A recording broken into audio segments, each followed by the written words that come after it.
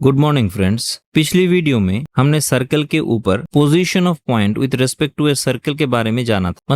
मतलब coordinate graph में कोई एक सर्कल के रेस्पेक्ट में कोई एक पॉइंट का पोजीशन क्या होगा, इसके बारे में हम लोगों ने जाना। तो आज एक नया टॉपिक शुरू करते हैं। तो आज का टॉपिक रहेगा equation of parametric form of circle. मतलब कोई एक सर्कल का पैरामेट्रिक फॉर्म मतलब सर्कल का जो इक्वेशन है उसे हम कोई दो वेरिएबल से कंसीडर करते हैं, जैसे यहाँ पर x एंड y। तो इस दो वेरिएबल को कोई एक तीसरे पैरामीटर से हम लोग अगर डिनोट कर पाए सेम पैरामीटर से, तो ये जो इक्वेशन बनेगा उसी को ही हम पैरामेट्रिक इक्वेशन बोलते हैं। मतलब कोई एक कर्व की अगर दो वेरिएबल यहाँ पर दिया गया है तो उन दोनों वेरिएबल को अगर किसी तीसरे इंडिपेंडेंट वेरिएबल से हम लोग डिनोट कर सके, जैसे t, v जो कुछ भी हो, तो जो इक्वेशन यहाँ पर बनेगा तो उस इक्वेशन को हम लोग पैरामेट्रिक इक्वेशन बोलेंगे और इस वेरिएबल को हम लोग पैरामीटर से डिनोट करेंगे। तो शुरू करते हैं। इसको दो पार्ट में हम लोग करेंगे। पहला पार्ट है जब सर्कल का जो सेंटर है वो ओरिजिन में सिचुएटेड है एंड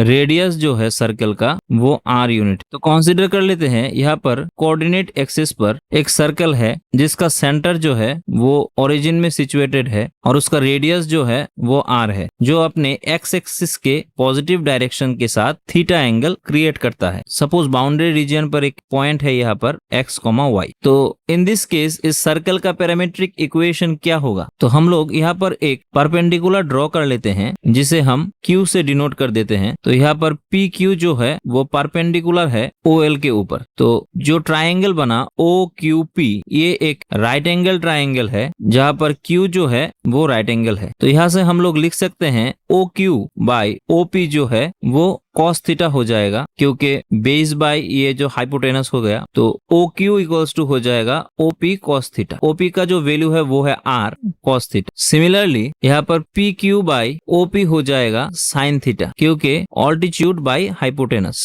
PQ यहाँ पर ऑल्टीट्यूड है तो PQ इक्वल्स टू लिख सकते हैं OP sin थीटा और OP हो जाएगा R sin थीटा। तो ये जो पॉइंट है x, y ये कैसे बना? ओरिजिन से x यूनिट गया OQ तक, फिर Q से y यूनिट गया एंड P पॉइंट में जाकर रुक गया। तो इस P पॉइंट का कोऑर्डिनेट हो गया x, y। मतलब x एक्सिस बराबर x unit and y axis बराबर y यूनिट। तो इस PQ का लेंथ हो जाएगा y एंड OQ का लेंथ हो जाएगा x। तो ऐसे हम लोग लिख सकते हैं x equals to R cos theta and y equals to R sin theta. अब यहाँ से सर्कल का जो स्टैंडर्ड इक्वेशन है उसे हम लोग जानते हैं x minus 0 whole square plus y minus 0 whole square equals to r square. तो आप लोग यहाँ पर बिठा कर देख सकते हैं x square plus y square equals to r square. x square की जगह पर बिठा दे तो r square cos square theta plus r square sin square theta. तो यहाँ से r स्क्वायर को कॉमन ले ले तो cos square theta plus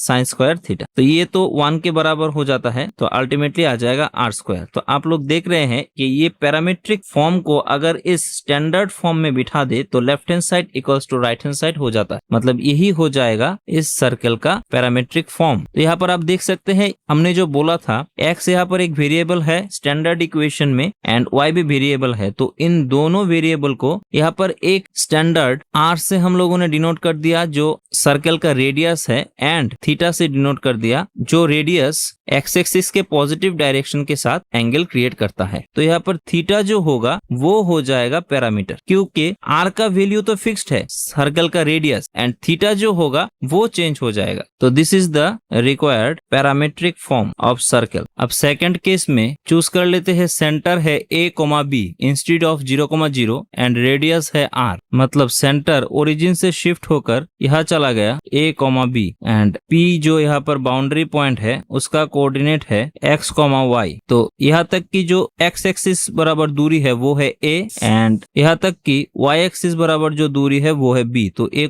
b आकर यहाँ पर कोऑर्डिनेट ये बन गया और यहाँ तक की x एक्सिस बराबर जो दूरी है वो है x एंड यहाँ तक की y एक्सिस बराबर जो दूरी है वो है y। ये जो दूरी है वो है x माइनस a एंड ये जो दूरी है वो है y माइनस b। क्योंकि ये एक रेक्टेंगुलर शेप है, इसको d, इसको e एंड f दे देते हैं। तो सिंस CD EF रेक्टेंगल है तो CD equals to EF equals to B हो जाएगा। तो PF का जो वैल्यू है वो PE माइनस EF हो जाएगा और PE का वैल्यू हम लोग देख सकते हैं इस डायग्राम से Y माइनस EF का वैल्यू B है। ऐसे ये PF का value Y minus B and similarly इस CF का जो वैल्यू होगा वो X माइनस A आ जाएगा। अब ये जो रेडियस है वो भी X एक्सिस के पैरेलल हम लोग ये CF लिया है तो इसके साथ थीटा एंगल क्रिएट करता है। एंटी क्लॉकवाइज है इसलिए पॉजिटिव डायरेक्शन है। तो इस ट्राइंगल PFC से ये एक राइट एंगल ट्राइंगल है, राइट एंगल ट्राइंगल जहां पर F जो पॉइंट है वो राइट एंगल है। तो यहाँ से हम लोग बोल सकते हैं CF बाय मतलब ये वाला CF बाय PC का value R, radius PC equals to cos theta. अब CF इक्वल्स टू लिख सकते हैं PC कॉस थीटा। तो CF का वैल्यू है X minus A equals to PC का वैल्यू है R कॉस थीटा। तो यहाँ से X इक्वल्स टू लिख सकते हैं A plus R cos theta. Similarly यहाँ पर PF जो है PF by PC equals to sine theta, perpendicular by hypotenuse. तो यहाँ से PF इक्वल्स टू लिख सकते हैं PC साइन थीटा। अब PF का वैल्यू है Y माइनस B, हम लोगों ने यहाँ से देखा है। तो y minus B equals to PC का वैल्यू R साइन थीटा। तो y equals to B plus R sine theta और यही हो जाएगा parametric equation of circle when the coordinate of centre is A, B instead of origin where A and B are arbitrary. मतलब origin के अलावा कोई और पॉइंट पर सर्कल का सेंटर सिचुएटेड हो तो in this case parametric equation ये हो जाएगा। वैसे भी स्टैंडर्ड इक्वेशन ऑफ सर्कल में हम लोगों ने देखा है कि सेंटर के अलावा कोई और एक पॉइंट में सर्कल का सेंटर सिचुएटेड हो तो उसका इक्वेशन होता है x minus h whole square y minus k whole square equals to r square where h and k